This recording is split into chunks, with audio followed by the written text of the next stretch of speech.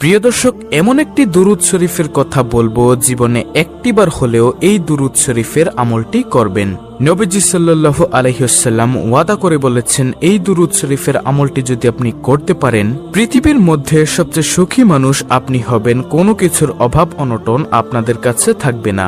টাকা পয়সা, ধন দৌলত, মান সম্মান সবকিছু আল্লাহ রাব্বুল আলামিন আপনাদেরকে দিবেন। যারা অসুস্থ আছেন তাদেরকে আল্লাহ তাআলা সুস্থ করবেন এবং পৃথিবীর মধ্যে আল্লাহ আপনাকে সম্মানিত করে দিবেন। আল্লাহু আকবার। এবং এই পৃথিবী থেকে যখন আপনি চলে যাবেন, তখন কবরের মধ্যে যাওয়ার পর নবীজিকে দেখিয়ে জিজ্ঞাসা করা হবে, এই ব্যক্তি কে? তখন নবীজিকে আপনি কবরের মধ্যে দেখে চিনতে পারবেন ইনশাআল্লাহ। কবরটা হবে খুবই ভয়ঙ্কর। নবীজিকে যদি আপনি না চিনেন, আপনার স্থান হবে জাহান্নাম।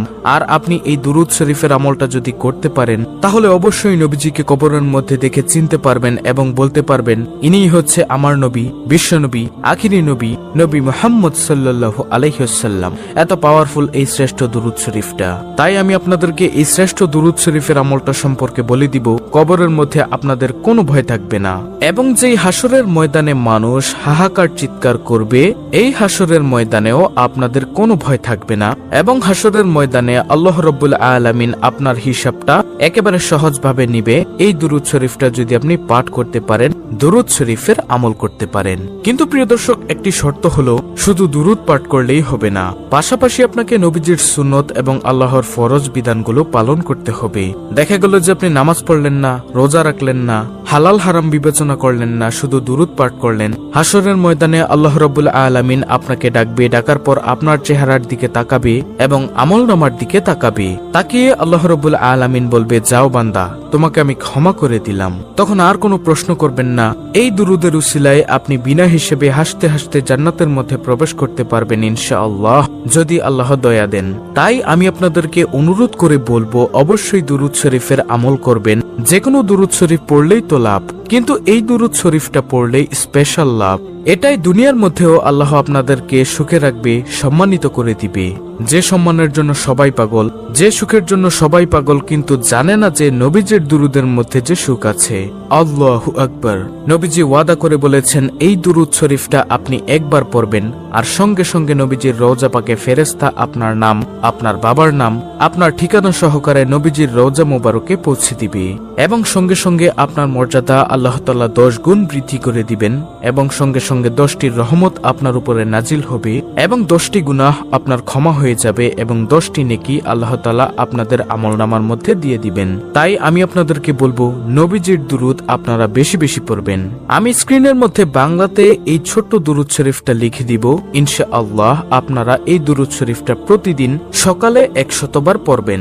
যদি দিনে পড়তে না পারেন তাহলে রাতে হলেও পড়বেন। আর পড়তে মনে না থাকলে কোনো সমস্যা নেই, যখনই মনে হবে তখনই আপনি এই দুরূদ শরীফের আমলটি করবেন। ছোট্ট একটি ঘটনা আমি আপনাদেরকে বলবো, দুরূদ শরীফের যে কি পাওয়ার। তারপরে আমি আপনাদেরকে স্ক্রিনের মধ্যে বাংলাতে দুরূদ শরীফটা লিখে দিব। ছোট্ট এই দুরূদটি আপনাদেরকে শিখিয়ে দিব ইনশাআল্লাহ। তো ঘটনাটি হলো, একজন বালক যুবক হজের মধ্যে গিয়ে তিনি সব জায়গার মধ্যে শুধু দুরূদ শরীফ পড়ছেন। বড় একজন আলেম হযরত নোমান শিবলি রাহমাতুল্লাহি আলাইহি তিনি বলল, হে বালক, তুমি সব জায়গার মধ্যে দুরূদ শরীফ পড়ছো, হজের মধ্যে অন্যান্য দোয়াগুলি আছে, তুমি কি সেই দোয়াগুলো পারো না? সে বালক বলল, হুজুর আমি সব দোয়া পারি, তারপরও আমি দুরূদ শরীফ পড়ি। হুজুর বলল, কেন পড়ো বালক, আমাকে বলো। তখন সে বালকটি বলল, হুজুর আপনি তো জামানার সবচেয়ে বড় আলেম এবং ভালো লোক, এজন্য আপনার কাছে বলছি, আমি দুরূদ শরীফের যে পাওয়ার, যে শক্তি দেখেছি, অন্য কোনো কিছুর মধ্যে আমি এত শক্তি, এত পাওয়ার দেখিনি। তখন সেই বালকটিকে হুজুর বলল, আচ্ছা বলো তো দেখি, দুরূদ শরীফের মধ্যে তুমি কেমন শক্তি, কেমন পাওয়ার দেখেছ? তিনি বলল, অর্থাৎ সেই বালকটি বলল, আমার বাবার সঙ্গে আমি হজের মৌসুমের সময় কাফেলার সঙ্গে আমরা হজ করতে আসতেছিলাম। আসার সময় পথিমধ্যে আমার বাবা হঠাৎ করে অসুস্থ হয়ে গেল। অসুস্থ হয়ে যাওয়ার পর আমাদের যাত্রা বিরতি করলো। সেখানে আমরা অবস্থান করলাম আমার আব্বু অসুস্থ দেখে। তো আমার আব্বু অসুস্থ দিনের দিন এবং সময় সময় বাড়তেই আছে। এজন্য আমাদের কাফেলার মধ্যে আমাদের সঙ্গে যারা ছিল এক দলের মধ্যে তারা বলল, হে বালক, তুমি তোমার আব্বুর খেদমত করো, সুস্থ হলে তুমি রাস্তা দিয়ে চলে চলে এসো, আমরা চলে যাই মক্কাতে হজ করার জন্য, তোমরা আস্তে আস্তে আসো। তখন সে বালক বলল, আমাদের কাফেলার লোকগণ সবগুলো চলে গেল এবং আমি আমার আব্বুর খেদমত করছিলাম। হঠাৎ করে আমার আব্বুর অসুস্থ আরো বেড়ে যায় এবং হঠাৎ করে দুনিয়া থেকে বিদায় নিয়ে চলে যায়, মারা যায়। তারপর আমি দেখলাম হুজুর, আমার বাবার চেহারাটা কালো কুচকুচে হয়ে গিয়েছে, বিগড়ে গিয়েছে, খারাপ হয়ে গিয়েছে। আমি দুশ্চিন্তায় পড়ে গেলাম, হায়রে, এমন একটি জায়গার মধ্যে, মরুভূমির মধ্যে আমার আব্বুর এই অবস্থা, আশেপাশে কোনো মানুষও নেই। যদি কোনো মানুষ দূর থেকে এসে দেখে আমার আব্বুকে এভাবে খারাপ চেহারা হয়ে গেছে, বিকৃত কালো হয়ে গেছে চেহারাটা, তখন মানুষ কি মনে করবে? তখন তিনি অর্থাৎ বালকটি কান্না করতে করতে বাবার চেহারার মধ্যে কাপড়টা দিয়ে ঘুরে কান্না করতে করতে সেই জায়গার মধ্যেই মনের অজান্তে ঘুমিয়ে গেছে। তিনি বললেন, অর্থাৎ বালকটি বলল, আমি ঘুমের মধ্যে দেখলাম একজন সাদা জুব্বার সাদা পাগড়ি পরে আমার আব্বুর কাছে আসলো। আসার পর আমার আব্বুর কাপড়টা মুখের থেকে দূর করলো। সরানোর পরে আমার আব্বুর বিকৃত চেহারাটা, খারাপ কালো চেহারাটা, তিনি তার মধ্যে তার হাতটাকে মুছে দিলেন, হাতটাকে বুলিয়ে দিলেন, মুছে দেওয়ার সঙ্গে সঙ্গে আমার আব্বার চেহারাটা নূরে নূরান্বিত হয়ে গেল, সুন্দর হয়ে গেল, চোখ ঝলমল করতেছিল। তখন আমি স্বপ্নের মধ্যেই বললাম, আপনি কে? তিনি চলে যাচ্ছিলেন। আমি পিছনের দিক দিয়ে গিয়ে বললাম, আপনি কে বলে যান, না হয় আপনাকে ছাড়বো না। কারণ এমন কঠিন সময়ের মধ্যে আমরা বিপদের মধ্যে পড়ে গিয়েছি, আর আপনি আসলেন, এসে আমার বাবাকে সাহায্য করলেন, আমার আব্বার চেহারাটাকে আপনি সুন্দর করে দিলেন। আপনি কে? আপনার পরিচয় আমি জানতে চাই। তখন তিনি বললেন, অর্থাৎ ওই সাদা জুব্বা পাগড়ি পরা তিনি বললেন, আমি আর কেউই নই, আমি হলাম বিশ্বনবী, আখিরি নবী মুহাম্মদ সাল্লাল্লাহু আলাইহি ওয়াসাল্লাম।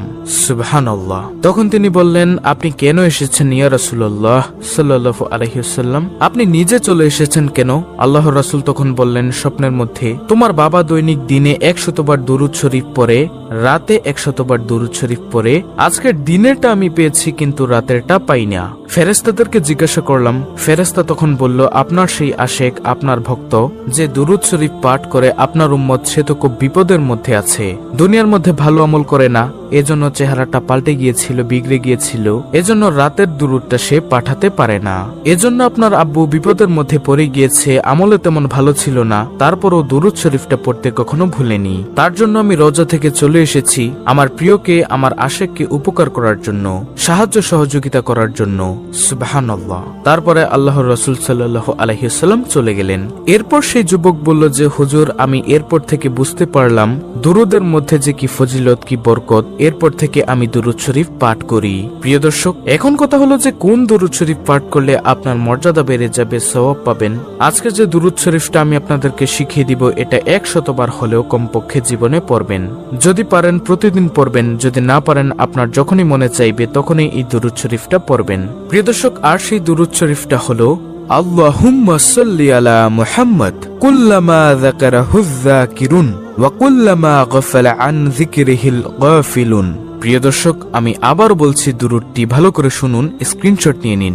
আল্লাহুম্মা সাল্লি আলা মুহাম্মদ কুল্লামা যাকারাহু যাকিরুন ওয়া কুল্লামা গাফালা আন যিকরিহিল গাফিলুন।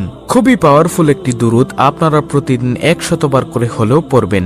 যে কোনো সময় মনে চাইলে এই দুরূদটি পাঠ করবেন। টাকা পয়সা, ধন সম্পদ আপনার চতুর্দিক থেকে আল্লাহ রাব্বুল আলামিন আপনাকে দিয়ে দিবেন ইনশাআল্লাহ। অত্যন্ত গুরুত্বপূর্ণ একটি ভিডিওটি ভালো লাগলে অবশ্যই চ্যানেলটিকে সাবস্ক্রাইব করে পাশে থাকা বেল বাটন অল বাজিয়ে দিবেন। ভিডিওটিতে একটি লাইক দিবেন এবং কমেন্টে আমিন লিখবেন এবং অন্য মুসলিম ভাই বোনদের কাছে ভিডিওটি শেয়ার করে দিবেন, যেন তারাও আজকের ভিডিওটি দেখে এই দুরূদের আমলটি শিখে করতে পারে।